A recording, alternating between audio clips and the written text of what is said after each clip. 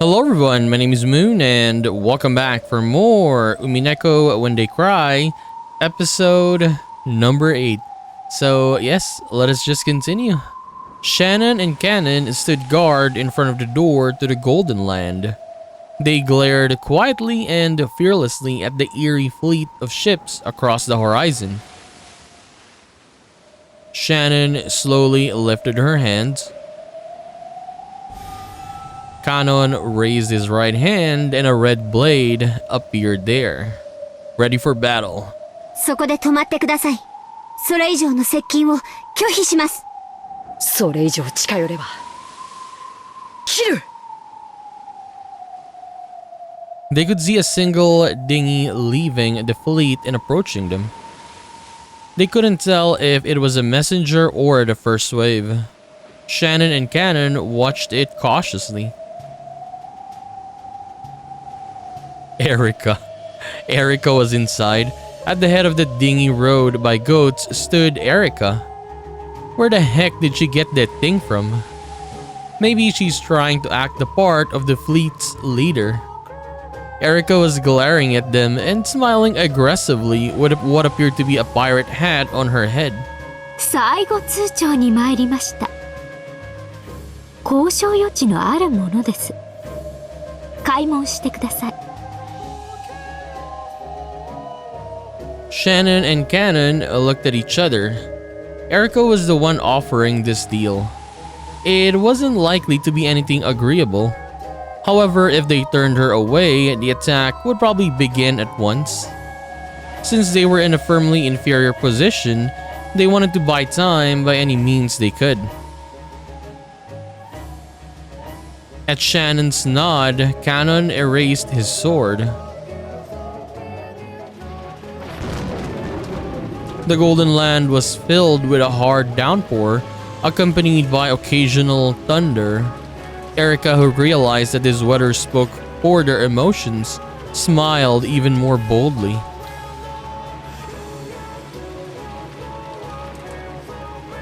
At the center of the Golden Land was the arbor, surrounded by the Golden Rose Garden. A large number of humans and illusions were there arguing about something. It's time to battle. Even without asking, it was easy to guess the nature of the debate by their anguished expressions. But I wish that they give us some dialogue for them though, not just like showing their emotions, their faces. But yeah, actual dialogue. After all, in this life or death situation, they didn't have many options they could take.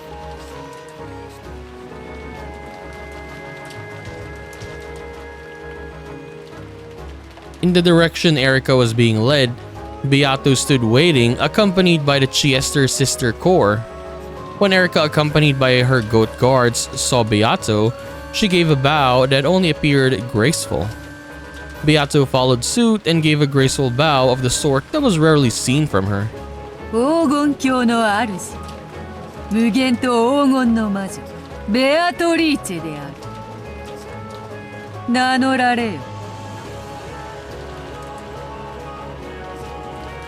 As though implying that she was more than happy to go through with this farce, Beato introduced herself boldly and requested that Erica do the same. 尊厳なる感激と戯曲と傍観の魔女により厳選されし名誉ある図書の都より派遣されてまいりました。私は図書に名誉と保護を与えし司書の艦隊司令官にして真実の魔女フルドエリカと申します。どうぞお見知りおきを。要件を聞こうぜ。お喜びください。我ら図書に名誉と保護を与えし司書の艦隊はあなた方に名誉ある朗報をもって参上しました。一つ、図書の都は無限の魔女ベアトリーチェによって生み出されたゲーム版を名誉ある厳選されたる図書に認定されましたことを報告いたします。ほう、それは名誉なことである。このゲーム版は非常に興味深くかつ独創的で研究価値の高いものです。すべての市民に公開される価値のあるものです。よって図書の都は我らにこのゲーム版に永遠の名誉と保護を与えることを命ぜられました。くどいし長い。とっとと本題を言え。本ゲーム版のすべてを名誉ある図書の都に譲渡することを要求します。これは本ゲーム版とその駒にとって最高の名誉と保護です。嫌だと言ったら？すべての市民に共有されるべき名誉文化を私的独占する罪で告発されます。我々はあなたに対しすべての市民の権利と利益を保護するため攻撃を開始することを通告します。その攻撃で市民の共有財産が破壊されるのは構わぬのか？名誉図書保護法の規定により名誉文化私的独占を犯す犯罪者がこれを盾に籠城を試みる場合、執行官隊は大法院の許可をもって保護より逮捕を優先することが許されます。もちろんすでに大法院の許可状はこちらにございます。ついでにその逮捕は生死を問わぬと書いてありそうだな。おや、よくこんな小さい文字が読めますね。では茶番は以上です。ぶっちゃけどうします？そなたの要求を飲むとどのような利点があるというのか？お互い無駄な仕事をしなくて済みます。そしてあなたの勇敢にして名誉ある行為は図書の都にて誉れ高く宗章に記されるでしょう。分かってますよね。あなたは絶対勝てません。これは戦いでさえない。井戸の底で上を見上げるあなたに石をぶつけるだけの一方的なものなのですから。わらわに選べるのは図書館の魔女たちがわらわの最後をいかに記すかだけというわけか。あとはあなた次第です。もしあなたがこのゲーム版を愛おしく思うなら降伏すべきです。駒たちは末永く大勢の市民に愛され、その役目を永遠に続けることができるでしょう。つまりは好き放題に生み出した惨劇を永遠に繰り返すということか。あんたがしてきたことと何か違いが？ないな。以上か？ならばわらわの答えを聞かせよ。Beato is gonna refuse, I mean, obviously. どうぞ。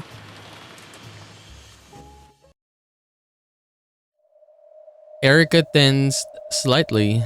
After all, this was the great Lady Beatrice she was dealing with. She might shout, "Here is my answer," dramatically and do something crazy. They say a cornered rat is most likely to bite a cat. I guess. Furthermore, Erica had intel telling her that Great Lady Lambda Delta, Witch of the Senate, had been spending her time inside the Golden Land, though only as a theater goer. Erica needed to carry out this noble task that her master had assigned her, and she had to carry it out perfectly.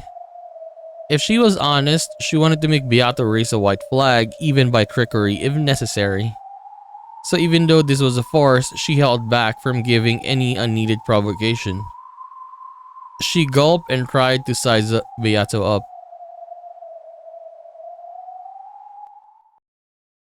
And then, with a pathetic expression on her face, Beato let out a sigh. 素直に言う。わらわはもう疲れた。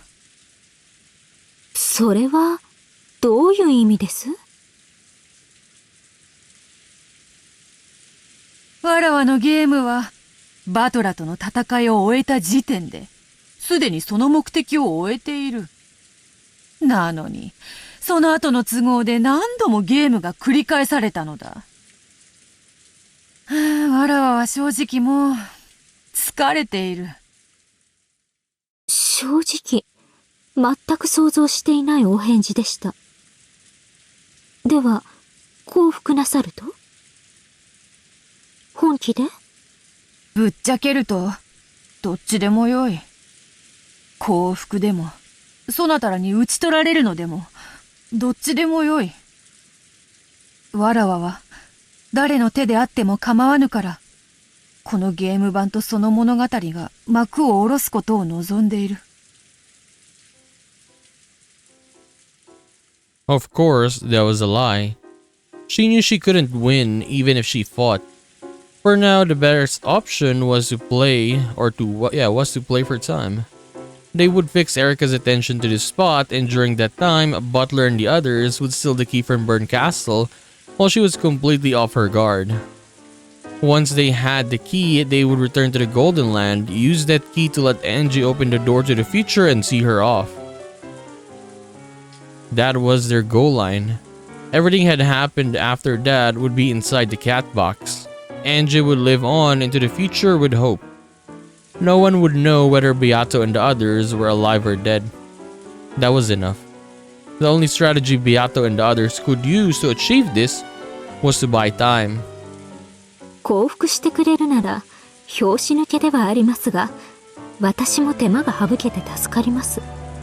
ところが、そのだな、ここだけの話なのだが、そなたも存じておろうが、大ラムダデルタ教がご滞在されている。今日は我らにドラマチックなクライマックスを提供せよとだな、わがままを申されている。それはひどいわがままですね。10万の兵力を要する我が艦隊に、すでに解き終えたパズルみたいな絞りかすのあんたたちがほんの数十人で、どう抵抗をさせようというのです？そうなのだ、そうなのだ。戦力差は圧倒的。戦いにさえならぬと我らは言っておるのだがな。ラムダデルタ教が彼女の友人たちを集めて共闘するから徹底抗戦せよと言って聞かぬのだ。ラムダデルタ教のUnlike Burn Castle, who kept to herself, Lambda Delta had many friends. Her friends and patrons were either territory lords or great influence who came from all over the place, or else monsters that had become legends in their own lifetimes. In all seriousness, her so-called fan club had enough size and influence that it could have suddenly declared itself a separate country in the Sea of Fragments without anyone being overly surprised.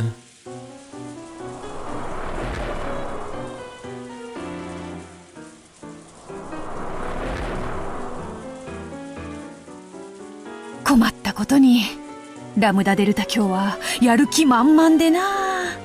さっきから勝手に各地に電話を繰り返し、友人知人を呼びつけておるのだ。Of course, this was a lie. Lambda Delta had turned into a small candy comet and was now shooting towards a city of books with Butler and Anja in tow. So to make sure that Lambda Delta's and Butler's absences were not noticed, everyone was crowded around the arbor, pretending to argue furiously with each other. バトラ様、ご決断を。我ら煉獄の七姉妹、いつでも死ぬ覚悟はできております。玉砕には反対だ。死んで咲く果実などありはせんよ。あなたは腰抜けです。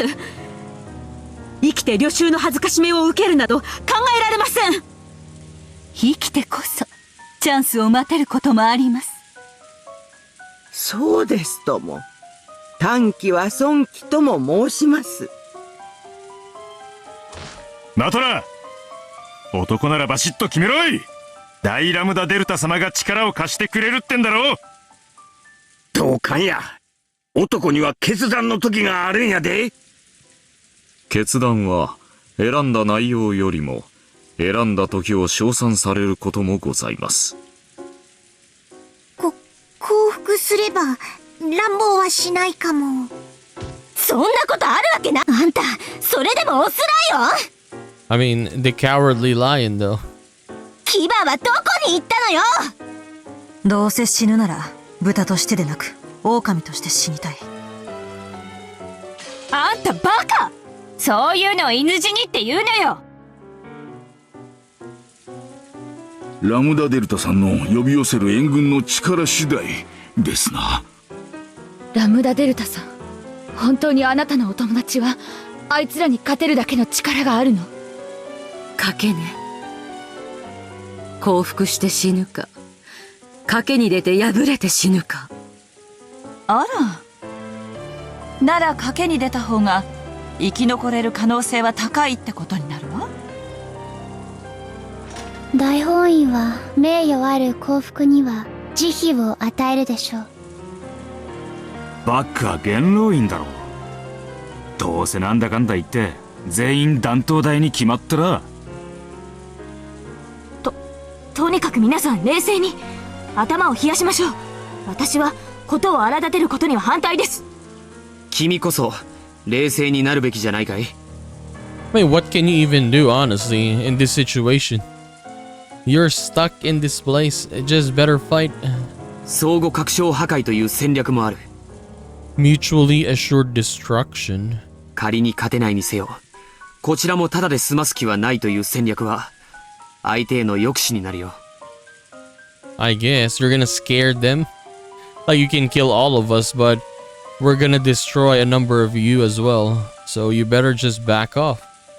つまりよ、そっちがやる気ならこっちもただじゃ死なねえぜってことだぜ。 Yeah, like, for example, you can win, but at what cost, right? So let's say you have 10 soldiers. You win, but you have only 1 soldier left. Is that even a win? In the end, you cannot continue anymore, right? Basically.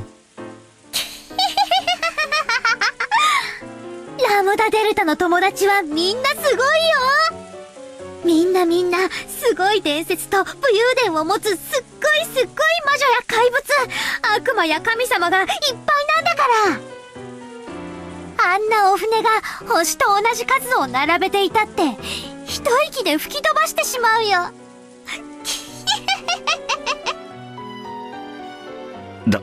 大丈夫でしょうか。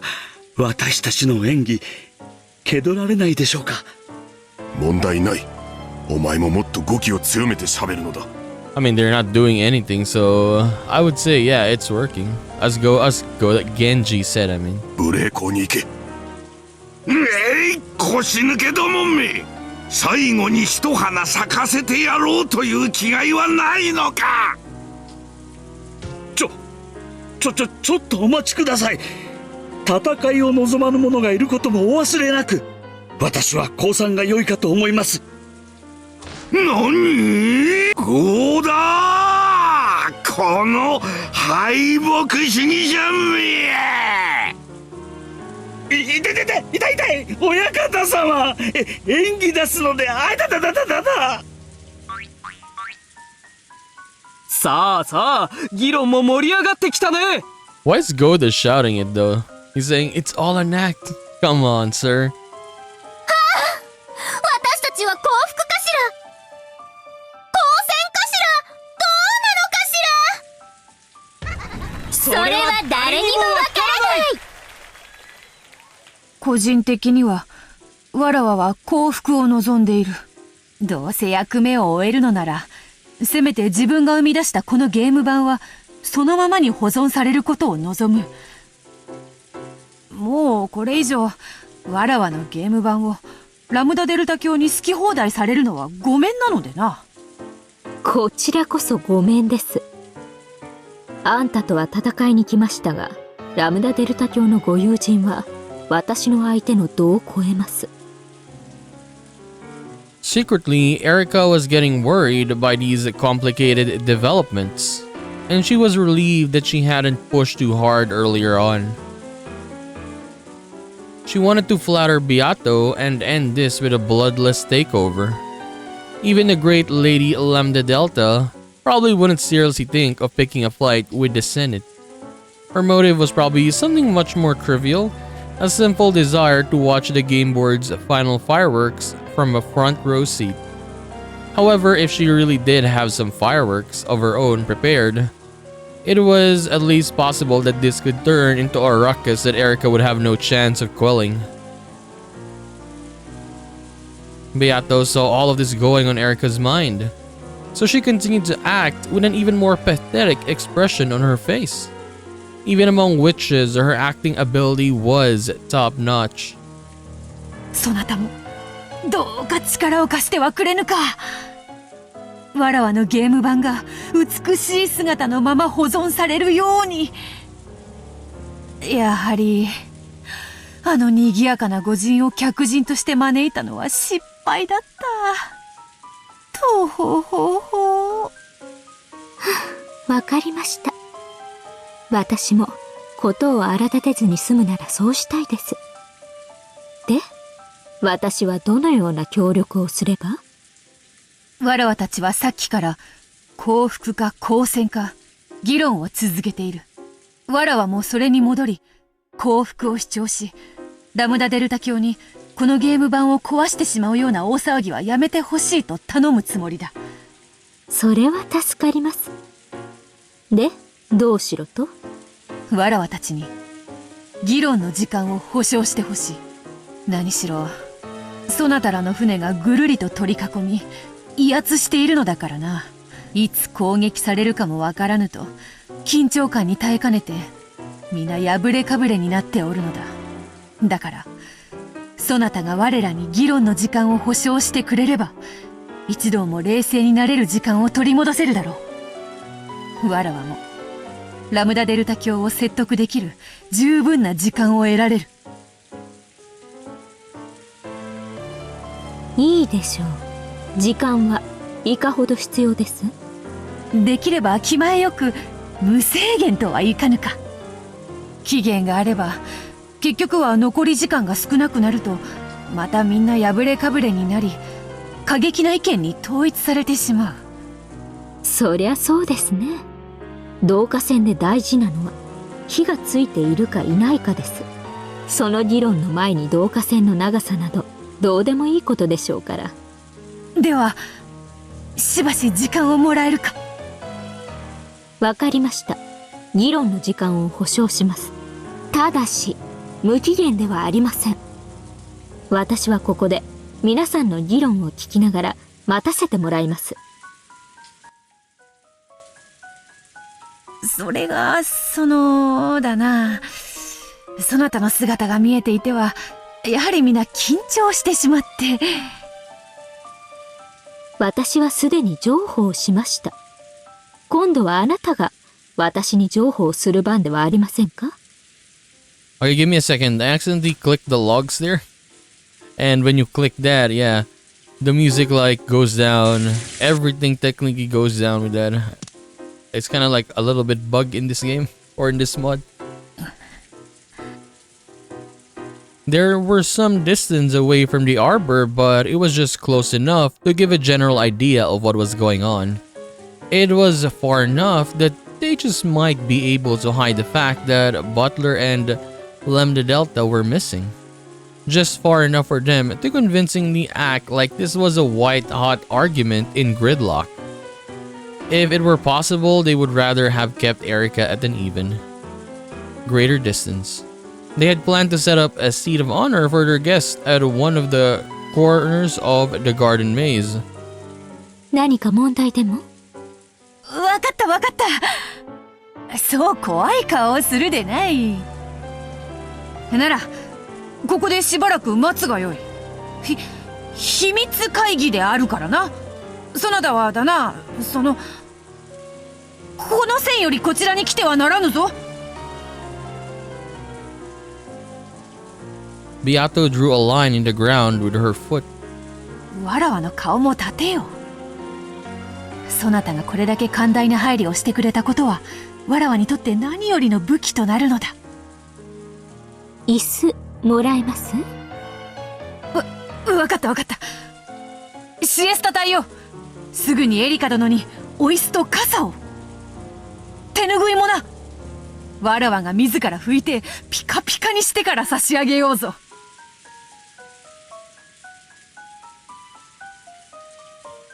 That smile at the end. お嬢様、守備はいかがでございましたか？なはははは。今年の主演女優賞はわらわで決まりだぞ。さすがベアトリーチェ様。僕たちにできることは、激論を交わし、紛糾し、ことがこじれれば面倒なことになると演出することだけだ。これもまたバトラーたちを援護する戦いである。皆気を引き締めよ。本気で激論し罵倒せよ。よいな。はいおや。 The sight of Goda, his cheek red and swollen from being pinched, made everyone snort, but they quickly covered their mouths and put fingers to their lips. Then everyone nodded at each other and the fake argument resumed. Erica was sitting in the chair that the Chiester sisters had brought her, filling a goat in on the details of their discussions. The goat would probably return and tell the rest of the fleet. The fleet would tell Burncastle, and Burncastle might think of some plan to deal with this situation or give new orders. The conversation with the goat ended and it spun around. It would return to the dinghy and report on this to the fleet. It slipped out from a rose bush and passed through the garden maze, heading towards a door that led outside. Is it really okay to let that goat reach the boats? If it goes back, Erica's report will reach Burncastle's ears. The Chiester sisters spoke through a secret channel that only they could use. 2秒に音も許さないにもうじきエリカの認識半径を抜けます。船頭のヤギの認識半径に到達するまでの推定10秒間暗殺は実行可能です。ベアトリーチェ卿、暗殺許可を。やれます。許可しない。軍師が制限時間を切らずに船を出ると思うか。連絡がなくば決められた時間の後に攻撃を開始せよと命じられているはず。そのヤギを見逃す。WO。The goat passed through the door. Then after receiving a silent bow from Shannon and Cannon, it got on the dinghy and returned to the fleet. The fleet would probably follow Erica's orders and stand by until an attack order was given. That gave the residents of the Golden Land a chance to assassinate Erica, but of course, that wasn't going to be possible, practically speaking. She was Burncastle's greatest underling, and a witch who controlled truth. Tricking her was all they could hope for. Anything else would be overconfident. あんたたちも座ったらどうです？我らのことはお構いなくであります。Without any hint that she had just been talking about assassinations, 00 stood upright with her hands clasped behind her back. Surrender or resist until the end. The false argument resumed. Just how far and how long would they be able to trick Erica? Yes, the final fight for the Golden Land had already begun. バトル、ここは我らに任せよ。そなたはエンジェと最後のゲームを取り返すのだ。Okay, are we gonna shift to them now?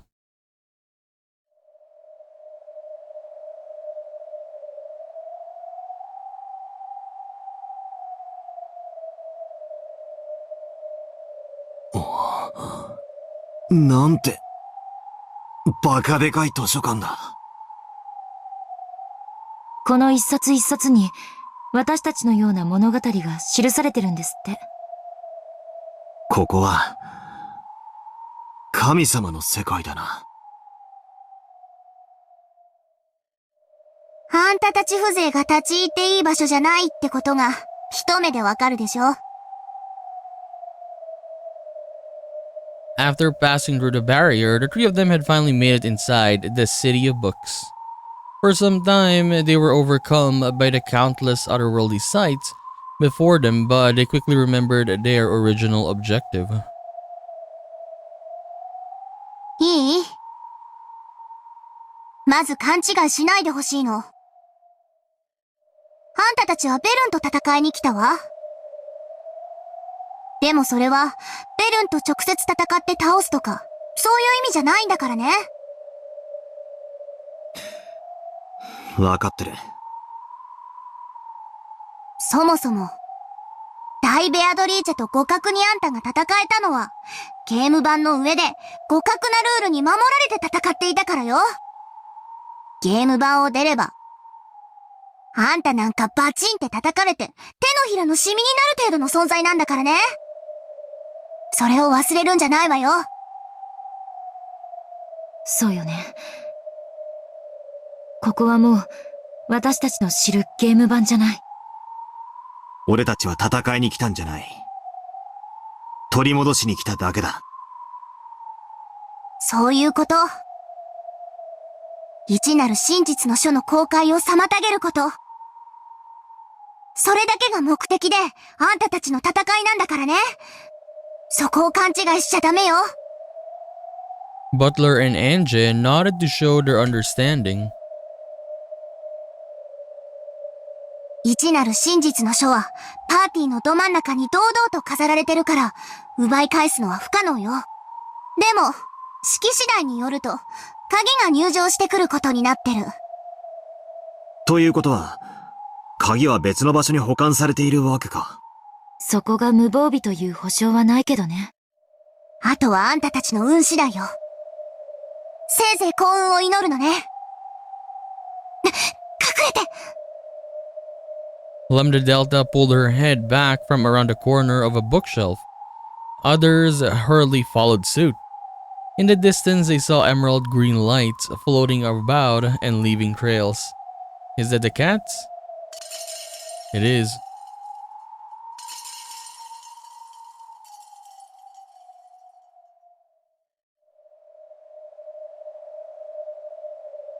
あれはベルンの使い魔の猫よ。今日はあちこちを巡回して見張っているわ。私たちが来ることも読まれてる。違うわ。ここは広大だからね。迷子になるアンポンタンな来客を迷子センターにお連れするためのスタッフ猫よ。俺たちが行きたいのは迷子センターじゃねえからな。見つかりそうになったら、やる？よした方がいいわ。よその領地やゲーム版ならともかく。ここはベルンのホームグラウンドよ。あの猫一匹で、猛獣の群れに囲まれたくらいの危機感は持つことね。しかも猫よ。勘も鋭いし仲間も呼ぶわ。気取られたら、その時は覚悟しなさい。私も助けないからね。あんたたちをここへ連れ込んだだけで、かなり厄介。私が降参すれば、裸にひんむかれて、最悪のゲロカスかけら巡り100年くらいで許してもらえるかも。素敵だわ。私にもベルンの気持ちが、ちょっとは理解できるようになるかもね。Lambda Delta wasn't laughing. Most likely even this punishment she spoke of was pretty optimistic. Even though she keeps saying that she won't help anymore, she's already risking everything. Why? 決まってんでしょ。Lambda Delta brushed her hair back and grinned. あんたたちが最高のハッピーエンドを見せてくれるからでしょうが。Is it gonna be a happy ending though? I don't know. Look at that. Nice picture. Lambda Delta hugged their heads at the same time, making their foreheads bonk together. 見せなさいよ。絶対。見せてやるぜ。絶対に取り返す。行くわよ。こっちよ。静かに泳いで。The three of them swam out into the darkness of the deep ocean trench that was the City of Books. And then massive, vast trench of bookshelves, they vanished into the darkness almost immediately. The library defied the common sense of the human world. The City of Books. The word city was no exaggeration. and it was filled with the green glowing eyes of Berncastle's countless cat familiar.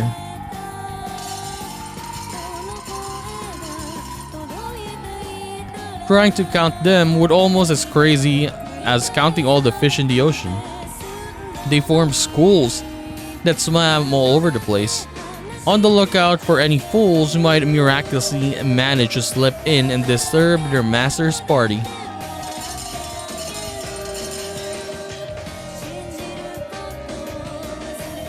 If Butler's group was found, the cats would report it instantly. They would probably form a pack, open their large mouths, and swallow them in a single gulp. There would be no fight. In this place, Butler's party would be swallowed like tiny fishes if they were discovered.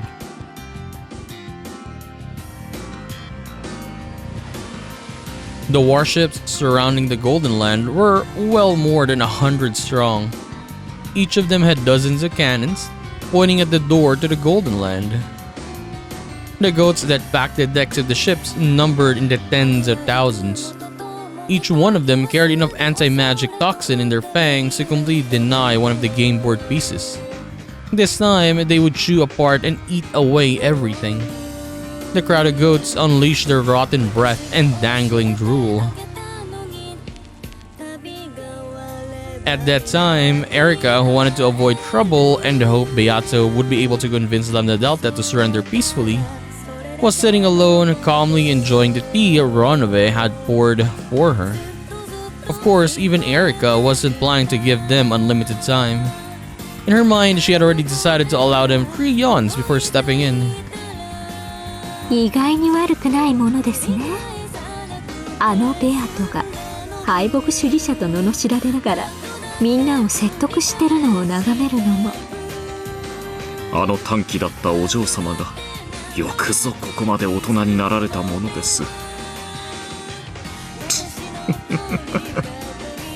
何がおかしいの？いいえ、失礼いたしました。次の紅茶はいかがです？古今東西あらゆる名茶をどうかごゆっくりお楽しみくださいませ。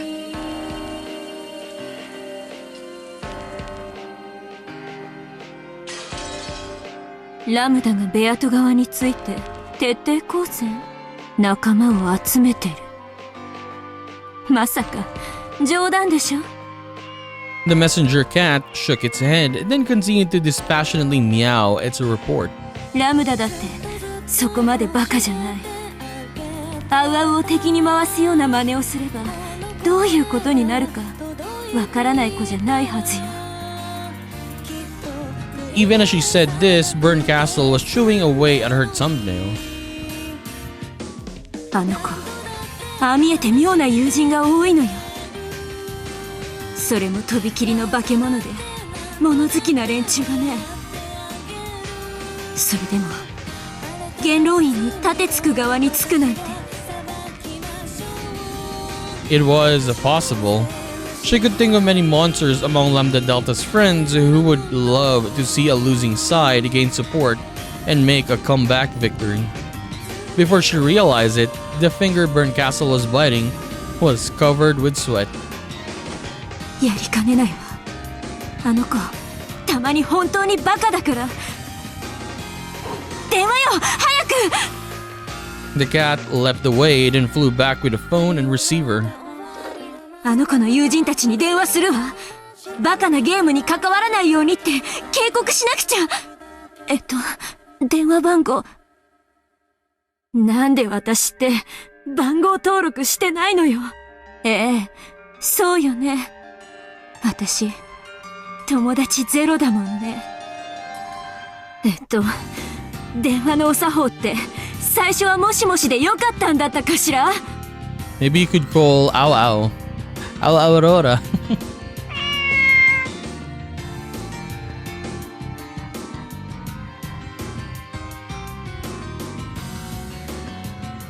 But it's kind of sad for Berncastle though, right? You see Lambda Delta's side, she has all these people with her. And then for Berncastle, it's only her cats, her familiars. The golden key was being kept in a room inside the City of Books. However, perhaps room wasn't a fitting word to use. It was large enough that you could probably fit 2 domed baseball stadiums in it if you tried. Even so, in this city, these were called rooms. Floating in the center of this vast room were several sacred magic circles. Wrapped around by these magic circles was Ange's gold key. Surrounding this were countless emerald green stars which looked like a slowly revolving planetarium.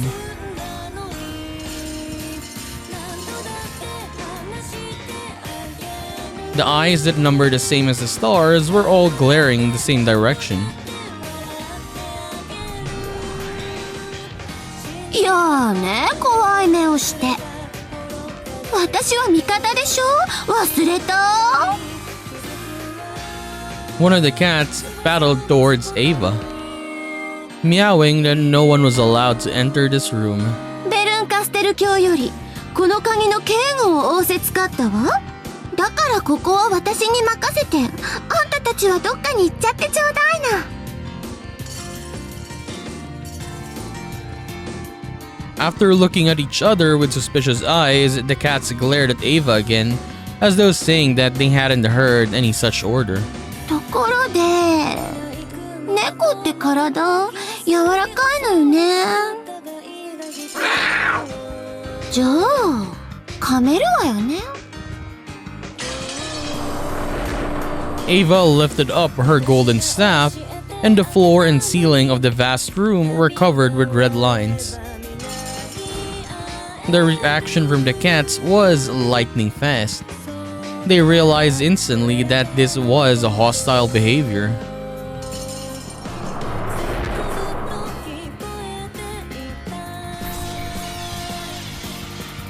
The entire emerald green constellation writhed and became a single massive deep-sea fish, which charged at Ava with its carnivorous mouth open wide. However, at the same time, the red lines on the floor and ceiling, the massive spiderweb pinched itself together and crushed the fish. Twisted it, spun it around and around, and compressed it into the size of a small ball.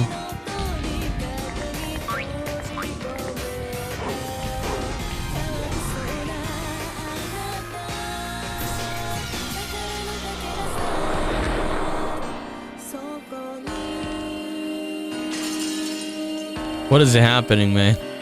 Then that ball-shaped thing burst open, leaving nothing left. It all happened in an instant. へそでも噛んで死んじゃえば。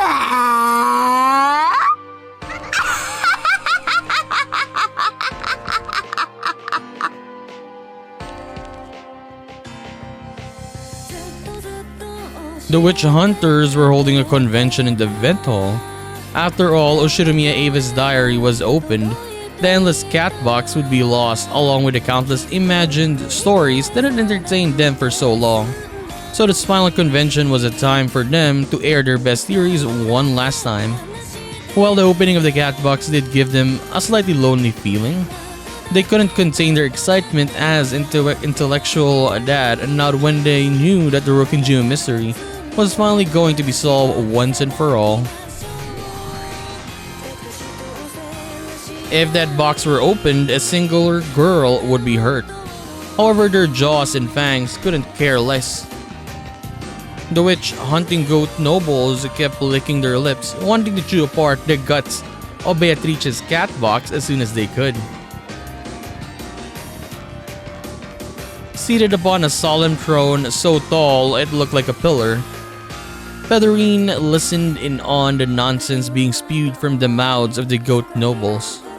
A black cat wearing a cape silently appeared and whispered something into Featherine's ear.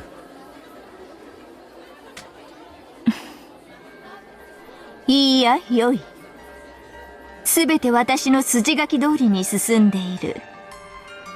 巫女の耳には入れずともよい。The cat bowed humbly and vanished. Featherine raised her wine glass high and laughed as she looked through it to the light of the chandelier, which was as beautiful and majestic as the moon. これで素晴らしき朗読への恩には十分であろう、人の子よ。はて、物語を紡いでいるのは誰なのか。私がそなたに、それともそなたが私になのか。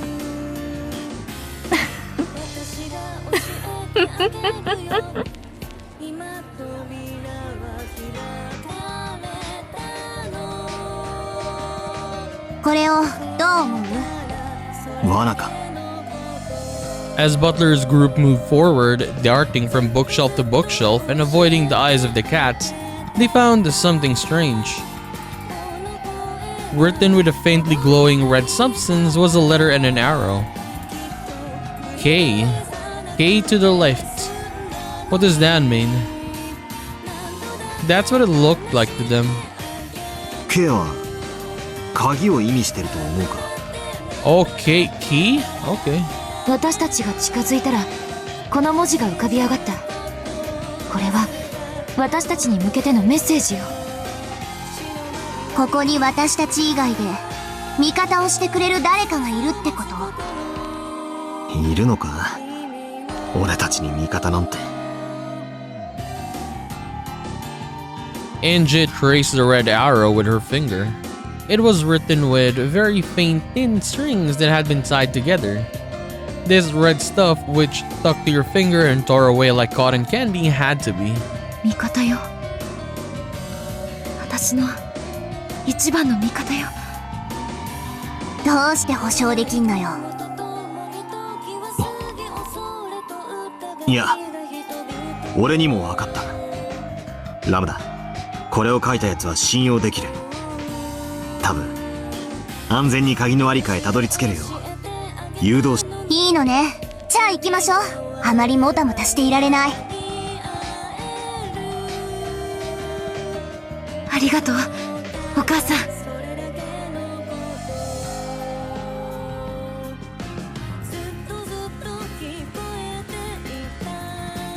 Okay, so I guess we'll take a break here for now, but yeah. But honestly, I don't know why they're doing this. But no, what I mean is, I wish that what we had here was just a lot of conversations between the characters. Like I keep saying this all throughout this episode 8. But yeah, now we're setting up for, I guess, a massive battle between the characters, right? I guess the final battle between them.